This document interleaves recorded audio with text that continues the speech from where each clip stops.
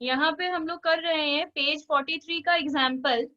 यहाँ पे हम लोग को दिया है a project having a life of 3 years and involving an outlay of 5 lakh has the following benefit associated with it। हम लोग को 3 साल का सम दिया है जिसमें नेट कैश फ्लो और प्रोबेबिलिटी दिया हुआ है। नीचे लिखा है कैलकुलेट ENPV, मतलब एक्सपेक्टेड नेट प्रेजेंट वैल्यू, और SDNPV। ठीक है। रिस्क फ्री रेट दिया है 6%, के मतलब कॉस्ट ऑफ कैपिटल दिया है 12%। तो इसको एक एक करके करेंगे। सबसे पहले हम लोग को एक्चुअली निकालना क्या है, ENPV। तो इसके लिए लिखेंगे ईयर 1, एक्स हम क्लियरली बोले थे कैश फ्लो को एक्स कहते हैं, याद होगा हाँ तो ये एक्स को हम बोल दिए थे, कभी हाँ। एनपीवी भी बोलते हैं कभी कैश फ्लो भी बोलते हैं। तो यहाँ कैश फ्लो को हम एक्स लिए हैं।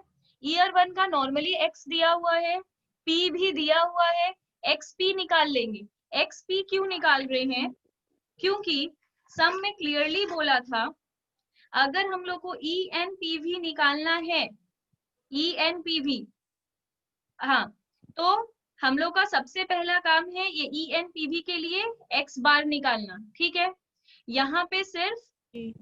ठीक है, तो सबसे पहला काम है हम लोग का एक्स बार। तो एक्स पी, इन दोनों को इंटू किए, एक्स पी आ गया, एक्स बार आ गया। अब ऐसे ही ईयर 2 का करो और ऐसे ईयर 3 का करो एंड देन मेरे को इन्फॉर्म करो। अब देखो, हम लोग को दो तरीके से हम लिखवाए थे। एक हम लोग का केस 1 भी था, एक केस 2 था। केस 2 को पहली बात हम इम्पोर्टेंट लिखवाए थे, और दूसरा अगर expected NPV and SD is to be calculated using cash flow and its probability, ये वाला था अगर हम लोग एनपीवी और प्रोबेबिलिटी यूज करके कर रहे हैं। पर हम लोग को जो अभी सम दिया गया है इसमें बोल रहा है कैश फ्लो और प्रोबेबिलिटी को यूज करके करो। तो इसमें कैश फ्लो को और प्रोबेबिलिटी को यूज करना है तो एक्सपेक्टेड एनपीवी का फॉर्मूला चेंज हो जाएगा। इसके लिए हम लोग को निकालना है present value of expected cash flow. Expected cash flow का हम लोग को प्रेजेंट वैल्यू निकालना है। तो अभी मतलब ये हम तो लोग इसको, प्रेजेंट वैल्यू के हिसाब से कैलकुलेट हो जाएगा। हाँ, तो अभी हम लोग का एक्सपेक्टेड कैश फ्लो आ गया है। ईयर हम लोग कैलकुलेट करेंगे ENPV, जिसमें ईयर लिख दिए, एक्सपेक्टेड कैश फ्लो लिख दिए जो भी 3 निकला। डीएफ हम लोग का 6% दिया हुआ है, उसका डीएफ निकाल लो। तो मैम उसका आपका डीएफ, साउंड बीच में चला गया था, मैंने सुना ही नहीं आपने अच्छा क्या कहा। 6%, अच्छा बोल रहा है कि एक्सपेक्टेड कैश फ्लो हम लोगों ने कर लिया, इसके हाँ। बाद डीएफ दिया है 6%, तो 6% का ये डीएफ निकालो और इंटू करके प्रेजेंट वैल्यू निकाल लो। ओके। 1.06 करेंगे। हाँ।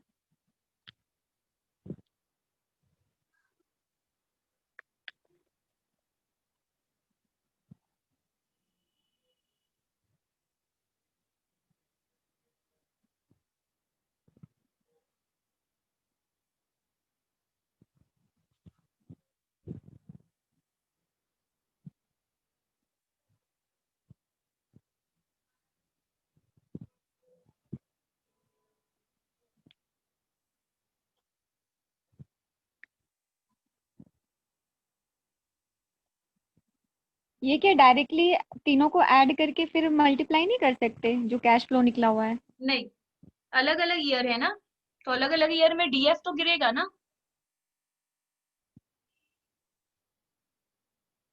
जैसे एक्सपेक्टेड कैश फ्लो का पहला तो हम लोग 0.9434 से इंटू करेंगे, दूसरा वाला 0.8900 से इंटू होगा, और तीसरा वाला 25,000 इंटू 0.840 से होगा। तो इसको इंटू कर दिए, अब ये आ गया मेरा present value of expected cash flow.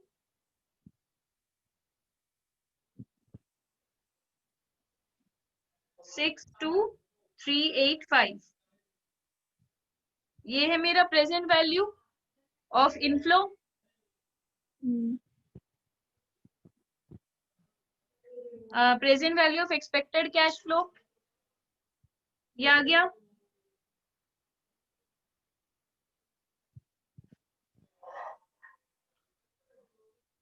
अब ENPV का फॉर्मूला क्या था, प्रेजेंट वैल्यू ऑफ एक्सपेक्टेड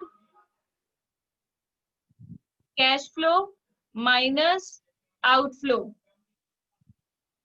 तो ये हम लोग का कितना आया 62385 माइनस आउटफ्लो हम लोग का सम में एकदम टॉप में ही दिया हुआ था 5 लाख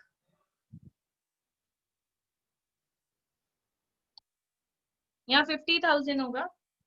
ओके 62385 माइनस 50,000 तो आ जाएगा 12385। बुक में उसको रेक्टिफाई कर दो, वो 50,000 है। तो इस तरह हम लोगों का ENPV आ गया। अब हम लोगों को बोल रहा है कि हम लोगों को निकालना है SD ऑफ NPV। हाँ, SD ऑफ NPV निकालने बोल रहा है। SD ऑफ NPV का फॉर्मूला क्या है? यहाँ पे हम लोग का ये रूल है, ये वाला था SD ऑफ NPV का। पहला था अगर cash flow SD of cash flow of each year हम लोग ऐसे निकालेंगे x माइनस एक्स बार का स्क्वायर इंटू पी, तो इस तरह हम लोग का निकल जाएगा। तो इसके लिए हम लोग कॉलम ऑलरेडी रेडी रखे हैं। यहाँ पे इसको सॉल्व करो। x है मेरा 15,000, x बार है मेरा 25,000, तो 15,000 माइनस 25,000, तो 15,000 माइनस 25,000 होगा 10,000। 10,000 इंटू 10,000 इंटू 0.3 तो आ जाएगा 300 लाख। तो इस तरह इसको पूरा सॉल्व करो। तो हम लोग का बेसिकली 600 लाख पूरा कैलकुलेटर पे लिखना हमेशा, 600 नहीं 600 लाख मतलब 70 और उसका रूट प्रेस करना, तो आएगा 7746। फिर हम लोग करेंगे 400 लाख का अंडर रूट, तो आएगा 6325 और इधर भी सेम हम लोग का सिग्मा 3 आ जाएगा 7746। इस तरह हम लोग का 3 सिग्मा आ गया। ठीक है, सिग्मा आने के बाद हम लोग क्या करेंगे? हम लोग को SD ही चाहिए था। ठीक है, अब हम लोग को SD ऑफ NPV का फॉर्मूला क्या था? ये तो अभी हम लोग सिर्फ लेकर आए हैं SD ऑफ कैश फ्लो, हम लोग को चाहिए SD ऑफ NPV। देखो तो ये समेशन था, x minus X bar square वो वाला करेंगे क्या? हाँ हम लोग को ये वाला करना होगा। ये करने का मतलब क्या है? लिखो SD ऑफ NPV। तो हम लोग क्या करेंगे? हेलो। हाँ, इसमें हम लोग क्या करेंगे? आवाज आ रहा है? हाँ हाँ अभी आया। हाँ, तो इसमें हम लोग क्या करेंगे? वही सेम चीज, ये फॉर्मूला हम दिए थे तो यही लिखेंगे sigma 1 by 1 plus R to the power 1। तो हम लोग का पहले फॉर्मूला था, फिर दूसरा और फिर तीसरा। तो यहाँ पर हम लोग लिखेंगे प्लस सिग्मा 2 1 प्लस R इसका square plus sigma 3 1 plus R का क्यूब। तो सिग्मा 1 कितना है हम लोग का 7746 डिवाइडेड बाई 1 प्लस हम लोग का R कितना है सम के अंदर? हम लोगों का R है 0.06। ठीक है, इसका 1 फिर प्लस 6325 बाई 1 प्लस 0.06 इसका square plus 7746 divided by 1 plus 0.06 का क्यूब। इसको आराम से सॉल्व करो।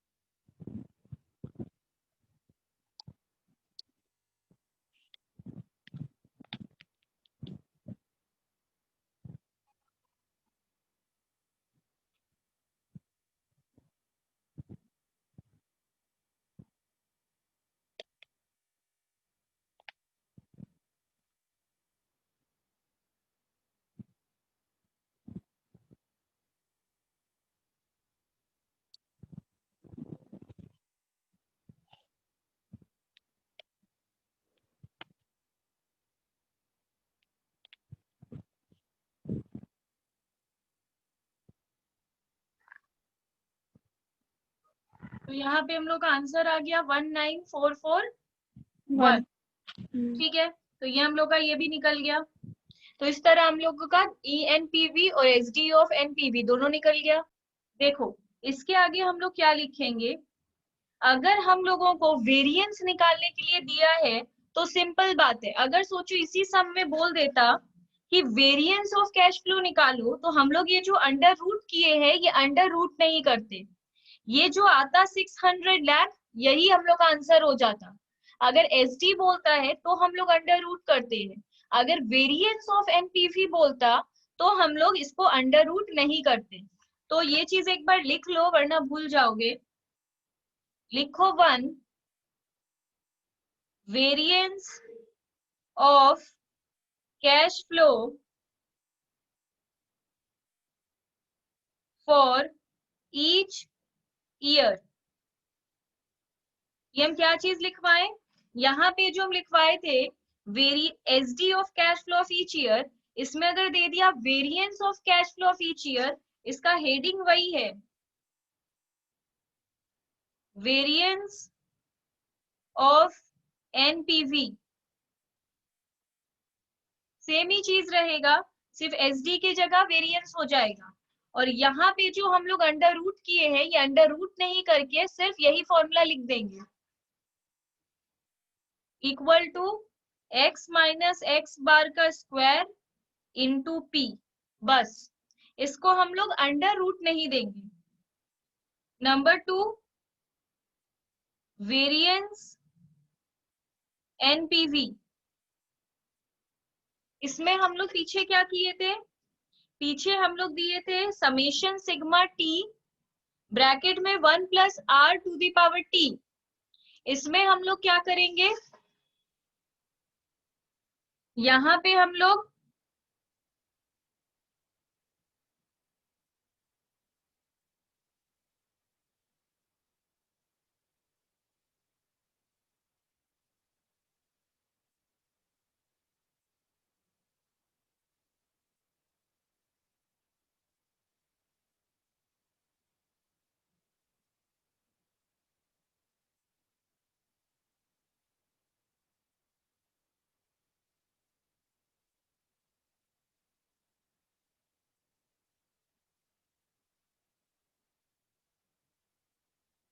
मतलब यहाँ पे हम लोग क्या करेंगे, अभी जैसे हम लोग ये वाला किए थे यही वाला रहेगा, सिर्फ अंडर रूट दे देंगे तो अल्टीमेटली इसका अंडर रूट निकलेगा।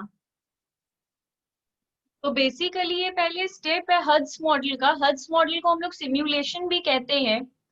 तो सिम्युलेशन का बेसिकली मतलब होता क्या है, अगर कोई पूछता है ये सिम्युलेशन का मतलब क्या है, तो इसका मतलब होता है कोई भी चीज को रियल में करने के पहले जब हम लोग उसका एक डमी बनाकर उसको चेक करते हैं।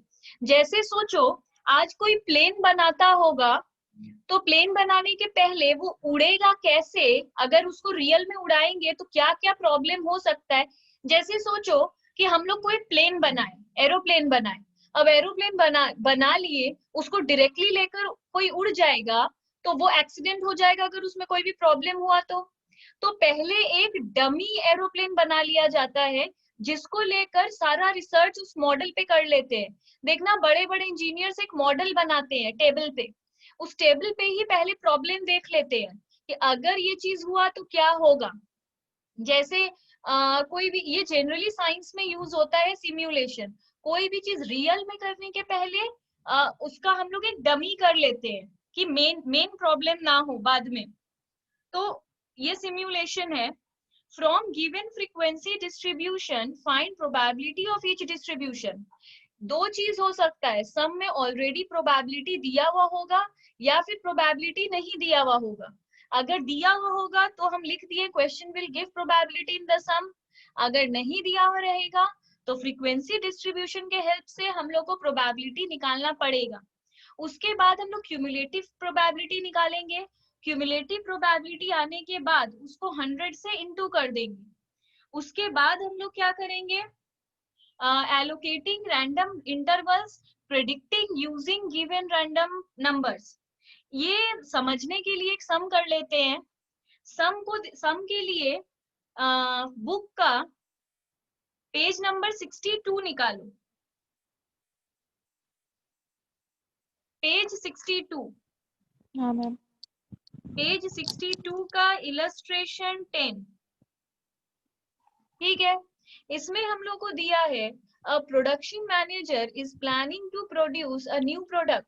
हम लोग सोच रहे हैं कि एक न्यू प्रोडक्ट बनाएंगे, and he wishes to estimate the raw material requirement for that new product. अब हम लोग सोच रहे हैं कि अगर ये न्यू प्रोडक्ट बनाएंगे तो कितना रॉ मटेरियल हम लोग को लगेगा। On the basis of usage of a similar product introduced previously, he has developed a frequency distribution of demand in tons per day for a 2 months period. हम लोग वैसा ही एक सिमिलर प्रोडक्ट पिछले महीने बनाए थे, मतलब पहले भी बनाए थे, तो उसी हिसाब से हम लोग फ्रीक्वेंसी डिस्ट्रीब्यूशन डिमांड का निकाले हैं कि कितना दिन में कितना टन हम लोग को लग सकता है। तो हम लोग लास्ट 2 महीने का हिसाब किए हैं। Use this data to simulate the raw material usage requirement for 7 days.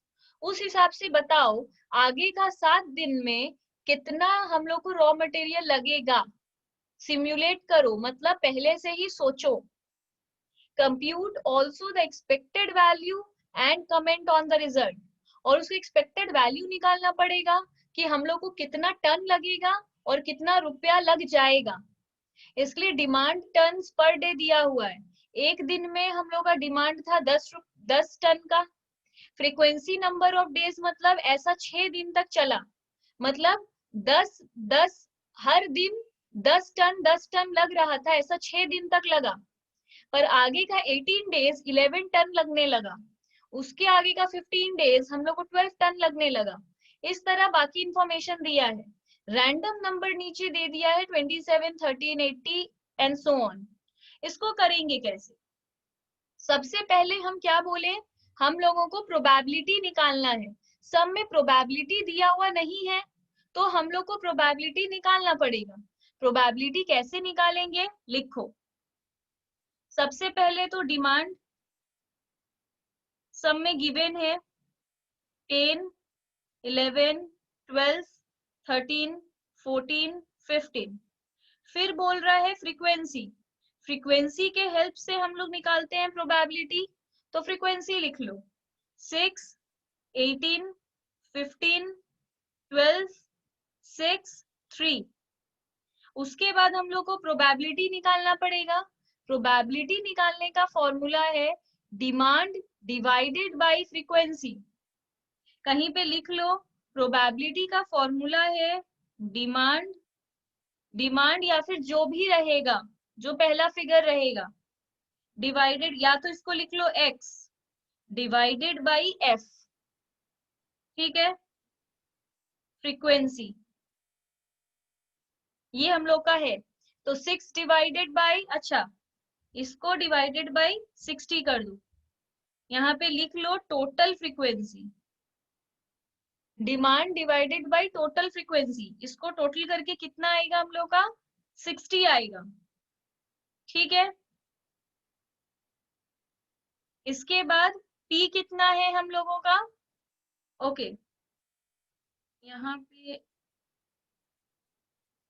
Frequency by total frequency लिखो, सिर्फ फ्रीक्वेंसी डिस्ट्रीब्यूशन के हेल्प से। इसको क्लियरली लिख लो, सिर्फ फ्रीक्वेंसी डिस्ट्रीब्यूशन के हेल्प से ही निकालो।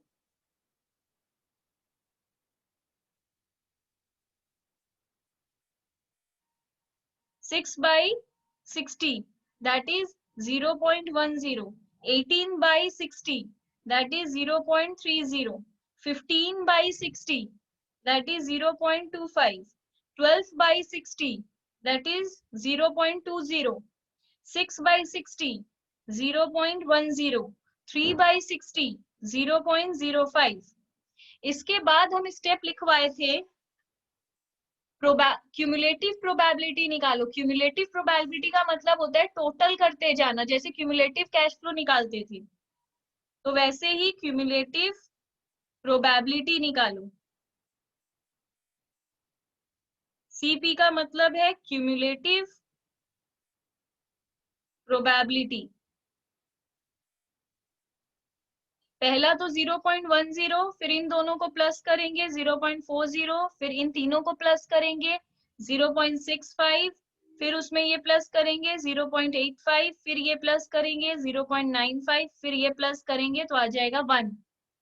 ठीक है, अब नेक्स्ट क्या था, इंटू 100 ये छोड़ो, फिर है एलोकेटिंग रैंडम इंटरवल। एलोकेट करो मतलब लिख लो, तो एलोकेट का यहाँ पे क्या मतलब होगा। अब देखो, यहाँ पे पहले लिख लो रैंडम नंबर, RN का मतलब है रैंडम नंबर्स। देखो, ये शुरू होगा हमेशा 00 से, और ये क्या है 10 है, तो इसके पहले का लेंगे 9। अब ये क्या है 40, तो 9 के बाद 10 नंबर से यहाँ आएगा, मतलब यहाँ तक आएगा हम लोग का सिर्फ 00 से 9 नंबर तक ही। यहाँ आएगा 10 से लेके 39 तक, 40 दिया है इसलिए 39 तक यहाँ, फिर 40 से 64 तक क्योंकि 65 है, फिर 64 से 84 तक क्योंकि 85 है, फिर 84 से 94 तक क्योंकि 95 है, फिर 95 से 99 तक। कैसे 99 इंटू 100 बोला था करने क्यूमुलेटिव को, तो ये 1 इंटू 100 अगर कर देंगे तो 100 का एक पहले तक 99। ये माइंड में कर लेना, लिखने की जरूरत नहीं है। इसके बाद हम लोग को बोल रहा है कि जो रैंडम नंबर दिया हुआ है उसको एलोकेट करो, तो हम लोग को रैंडम नंबर जो दिया हुआ है वो लिख लो 27, 13, 80, 10, 54, 60, 49। ठीक है, अब यहाँ पे डिमांड लिखो।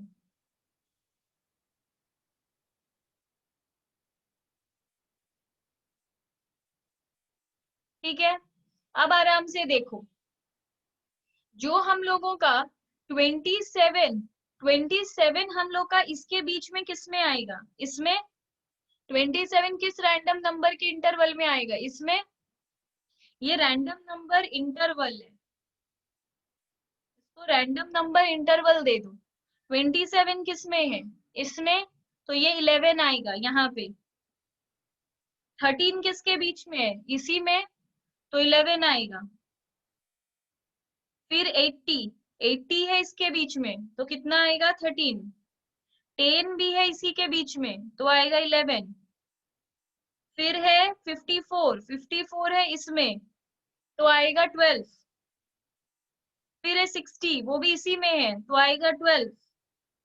फिर है 49, वो भी इसी बीच में है, तो आएगा 12। तो इस तरह हम लोग डिमांड को पूरा एलोकेट कर दिए। इसके बाद इस डिमांड को टोटल करेंगे तो आ जाएगा 82। इसको टोटल कर देंगे तो आ जाएगा 82। अब आगे बढ़ेंगे, इसमें अब आगे बोल रहा है हम लोग को एक्स बार निकालने। मीन रिक्वायर, मीन मतलब एवरेज, यहाँ मीन का मतलब समझ लो average. Mean average per day मतलब एक्स बार। हम लोग को ऑन एन एवरेज हर दिन कितना लगेगा, 82 टन हम लोग को लगेगा 7 दिन में। तो एक दिन में हम लोग को ऑन एन एवरेज कितना टन लगेगा, 11.7 टन। अगर हम लोग को 7 दिन में लगेगा 82 टन, तो एक दिन में ऑन एन एवरेज बोलो कितना टन लगेगा, हम लोग को लगेगा 11.7 टन। अब निकालने क्या बोला था, यही निकालने बोला था, ये निकल गया हम लोग का। इसके बाद बोल रहा है एक्सपेक्टेड वैल्यू निकालने, तो हम लोग क्या लिखेंगे, कैलकुलेशन ऑफ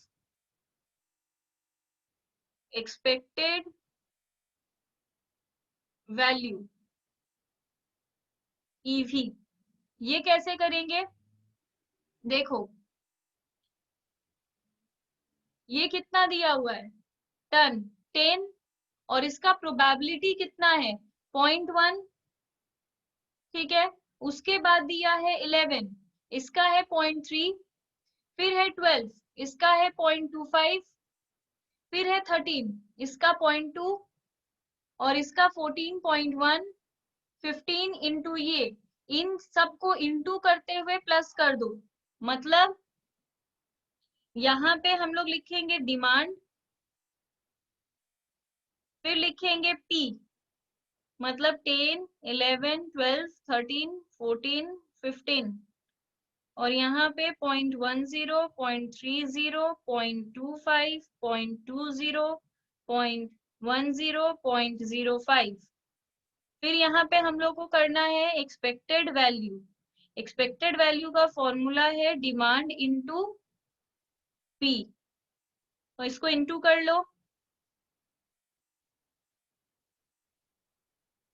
10 इंटू 0.11,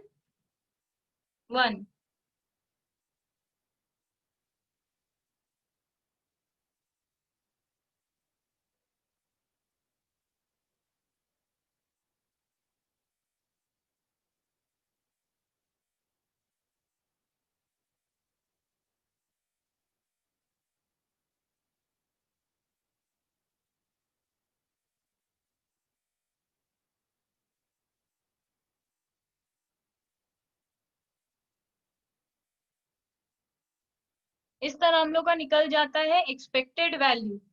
ठीक है, आगे क्या बोला था, compute the expected value and comment on the result. तो कमेंट क्या करेंगे, देखो ये जो हम लोग स्मॉल सैंपल साइज लिए सिर्फ 7 दिन का, हम लोग तो लास्ट 2 महीने का डेटा हम लोग के पास था।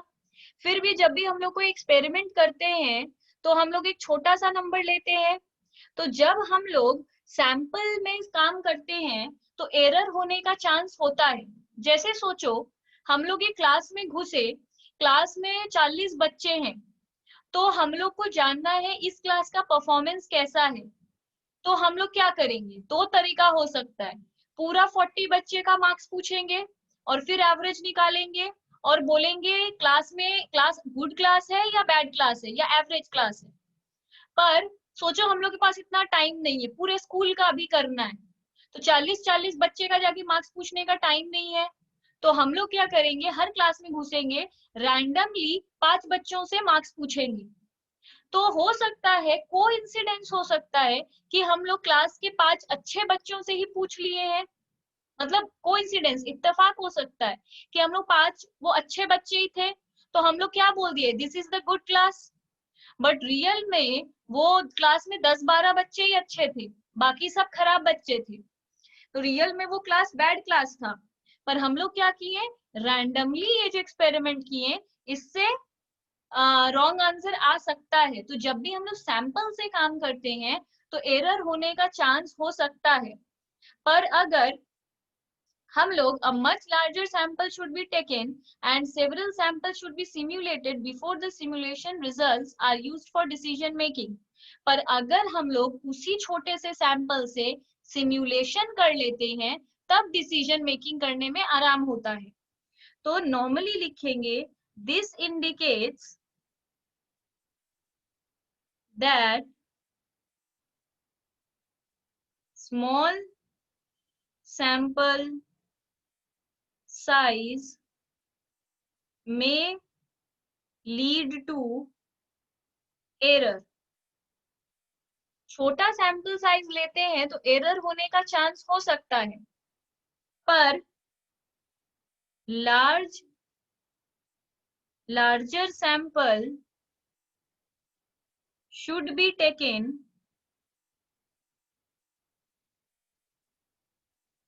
and simulated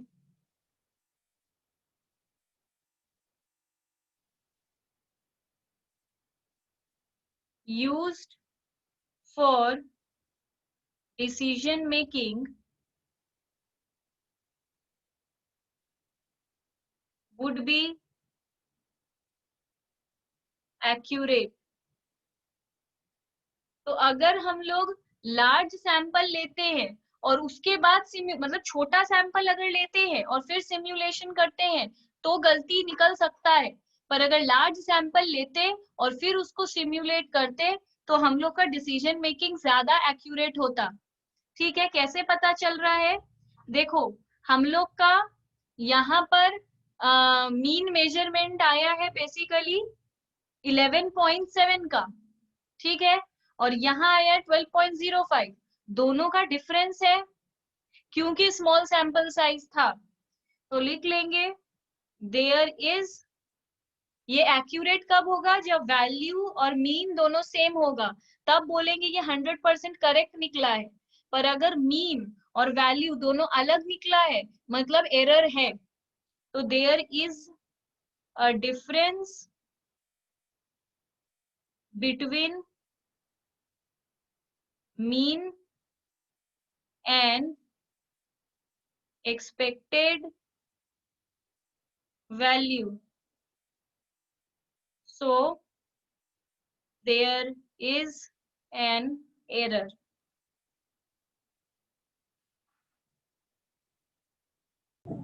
Illustration 11 में हम लोग को बोल रहा है an investment corporation wants to study the investment project based on 3 factors.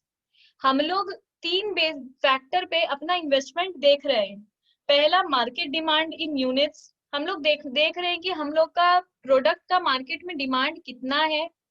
Contribution मतलब प्रॉफिट कितना होता है हम लोग को, और इसके लिए हम लोग को कितना पैसा लगेगा, कितना इन्वेस्टमेंट रिक्वायर्ड है। कंट्रीब्यूशन मतलब profit. These factors are felt to be independent of each other. Independent of each other मतलब हम लोग कोई एक ही इन्वेस्टमेंट कर सकते हैं, तीनों में इन्वेस्टमेंट नहीं कर सकते हैं। इंडिपेंडेंट ऑफ ईच अदर, ये factor independent of each other है, मतलब एक फैक्टर को दूसरे फैक्टर से कोई मतलब नहीं है।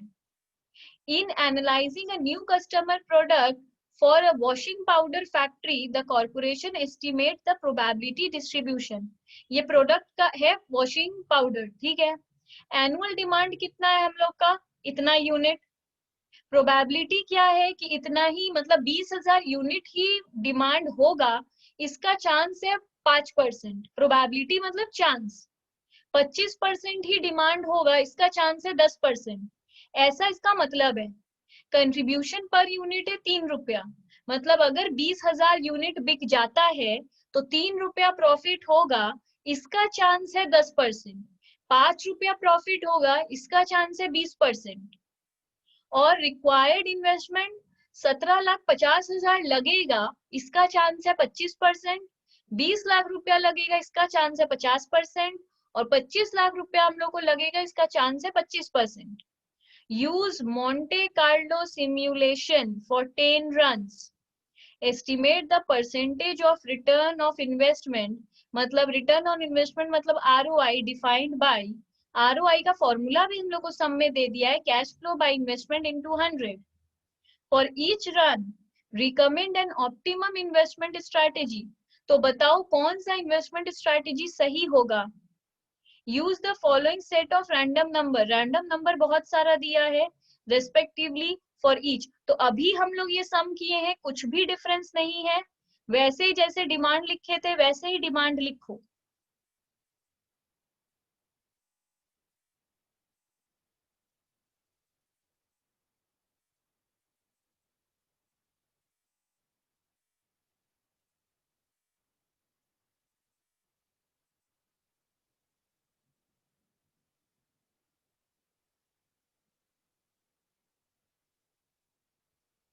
लिख लिए। उसके बगल में वैसे ही हम लोग लिखे थे फ्रीक्वेंसी, पर इसमें हम लोग को फ्रीक्वेंसी दिया हुआ नहीं है, सीधे ही प्रोबेबिलिटी दे दिया है। देखो फ्रीक्वेंसी दिया था तो हम लोग फ्रीक्वेंसी से प्रोबेबिलिटी निकाले थे 6/60 करके, 18/60 करके। यहाँ डायरेक्टली प्रोबेबिलिटी दे दिया है, हम बोले थे सम में बहुत बार डायरेक्टली प्रोबेबिलिटी दे देगा, तो इस सम में दे दिया है, अच्छा बात है, तो सीधे प्रोबेबिलिटी लिख लो।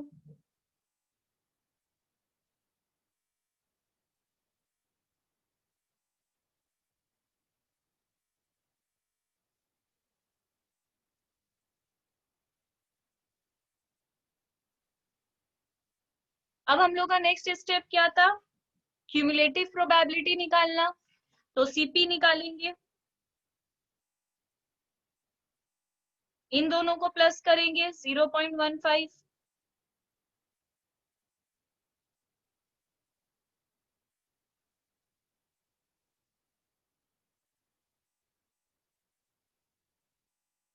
अब हम लोग इसके बाद क्या लिखे थे, रैंडम नंबर इंटरवल। सेम चीज ही कर रहे हैं, सिर्फ हम शो किए हैं कि प्रोबेबिलिटी नहीं दिया हुआ रहेगा तो क्या करेंगे, दिया हुआ रहेगा तो क्या करेंगे, हम कुछ अलग नहीं कर रहे।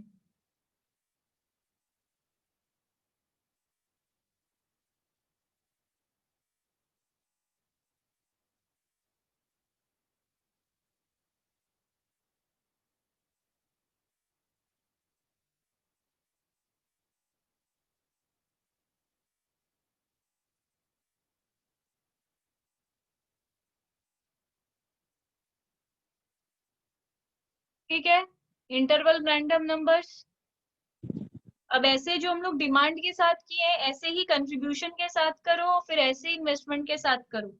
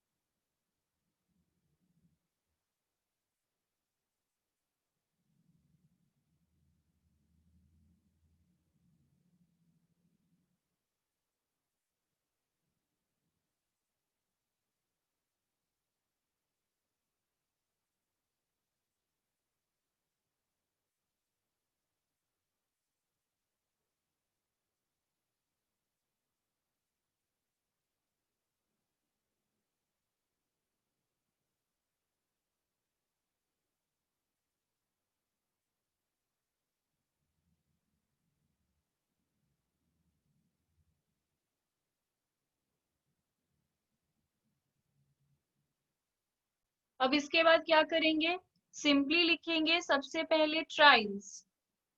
ट्रायल हम लोग कितना किए हैं, हम लोग 10 ट्रायल किए हैं, तो हम लोग लिखेंगे यहाँ पर 1 से लेके पूरा 10 तक।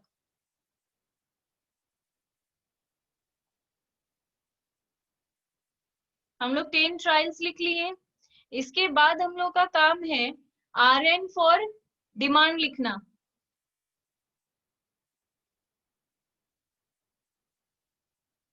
RN फॉर डिमांड सब में क्लियरली दिया हुआ है,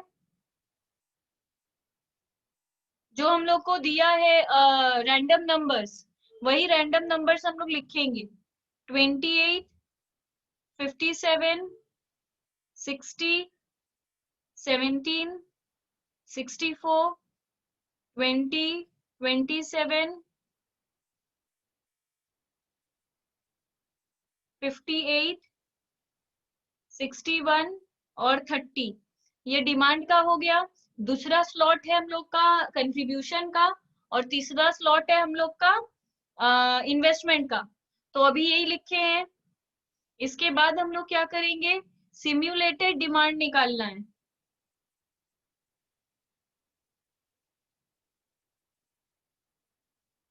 सिम्युलेटेड डिमांड, इसके बाद ये हो गया। इसी तरह यहाँ पे आप कंट्रीब्यूशन के लिए करो, RN फॉर कंट्रीब्यूशन, और फिर इसका सिम्युलेशन कंट्रीब्यूशन निकलेगा, तो इसका भी दिया हुआ है। पहले ये सबका अपना वो बैठा लो। इसके बाद यहाँ करेंगे हम लोग 19,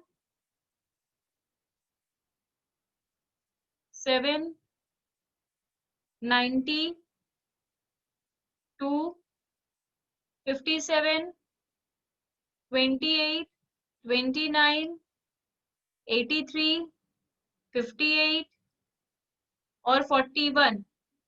और इसी तरह हम लोग इन्वेस्टमेंट का भी करेंगे।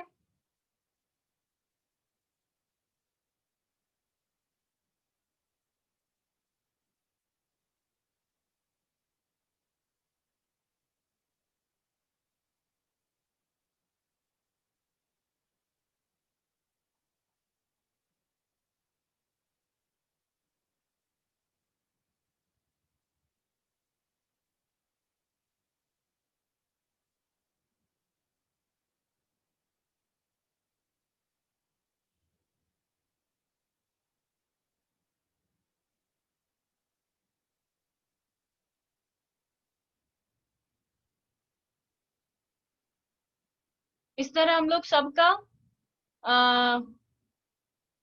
रैंडम नंबर लिख लिए।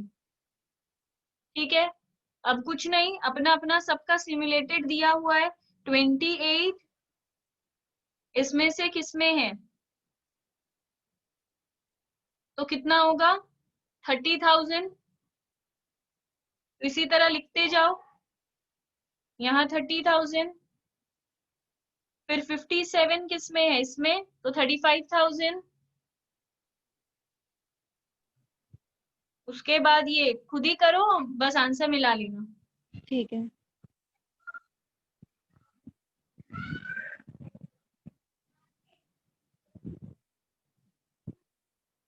निगम के क्या क्या फायदे हैं, लेकिन अगर हम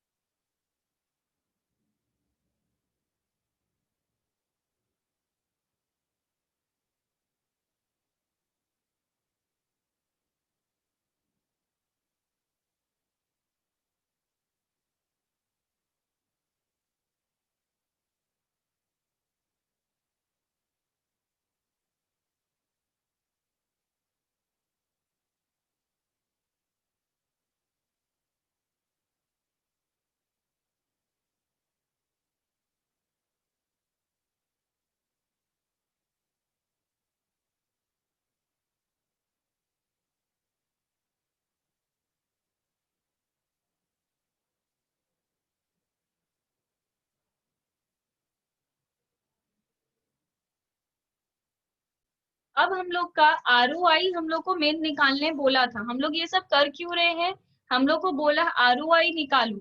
ROI का फॉर्मूला सम में ही गिवन था, cash inflow by investment into 100। अब इन्वेस्टमेंट तो हम लोगों को पता है, पर कैश इनफ्लो हम लोगों के पास नहीं है, तो कैश इनफ्लो हम लोग को निकालना पड़ेगा। इनफ्लो कैसे निकलेगा, देखो हम लोगों को डिमांड पता है और प्रॉफिट पता है, मतलब 5 रुपया कंट्रीब्यूशन मतलब प्रॉफिट। तो अगर डिमांड हम लोग का है 30,000 का, मतलब 30,000 यूनिट हम लोग का सेल हो जाएगा, 5 रुपया अगर एक एक में प्रॉफिट हो, तो 30,000 इंटू 5 हम लोग के पास आएगा। ऐसे ही ये सारा से ये सबको इंटू करे और फिर प्लस कर दे तो कैश इनफ्लो आ जाएगा। तो वही अभी हम लोग को करना पड़ेगा।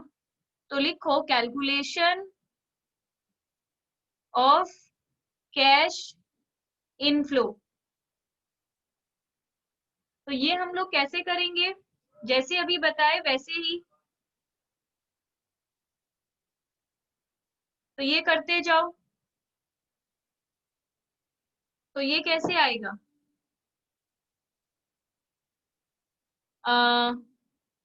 हम लोग का डिमांड है, अच्छा ये अगर तुमको लिख के करने का मन नहीं है तो हम लोग ओरली भी कर सकते हैं, बट शार्पली चाहिए। 30,000 इंटू 5 हम लोग का इनफ्लो आ जाएगा, divided by investment that is 17,50,000। तो इतना लिखने से अच्छा है कि हम लोग इसको ओरली कर लें। तो डिमांड कितना है 30,000 इंटू 5, प्रॉफिट कितना है, मतलब इनफ्लो है 1,50,000 डिवाइडेड बाई हम लोग का इन्वेस्टमेंट, इन्वेस्टमेंट कितना है 17,50,000। तो 17,50,000 इंटू 100 तो आएगा 8.57। ऐसा ही सारा करते जाओ। अच्छा परसेंट एक बार लिख दिए हैं तो बार बार परसेंट लिखने की जरूरत नहीं है। अब करते जाओ 35,000 into 3 divided by 20 lakh into 100 that is 5.25।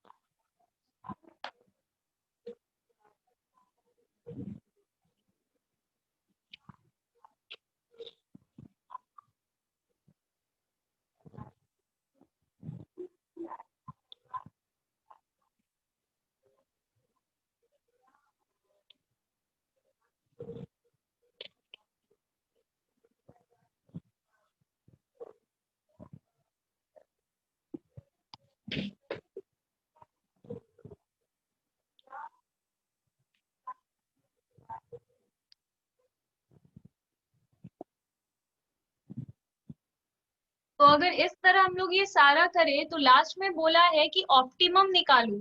Optimum मतलब कौन सा इन्वेस्टमेंट, कौन सा डिमांड हम लोग के लिए, कौन सा कंट्रीब्यूशन सब सही रहेगा। तो इसमें हम लोग कौन सा चूज करेंगे, जो हाईएस्ट जाएगा।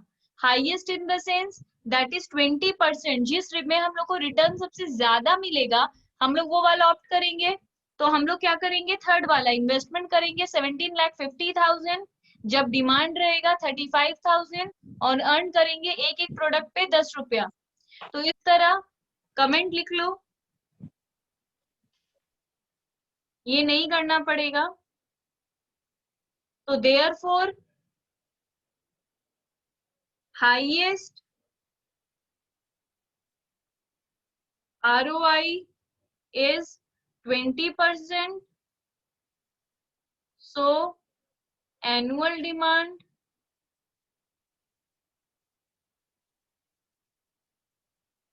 of 35,000 units earns rupees 10 per unit contribution, which requires investment of rupees 17,50,000। पूरा बात को सेंटेंस में हम लोग लिख देंगे।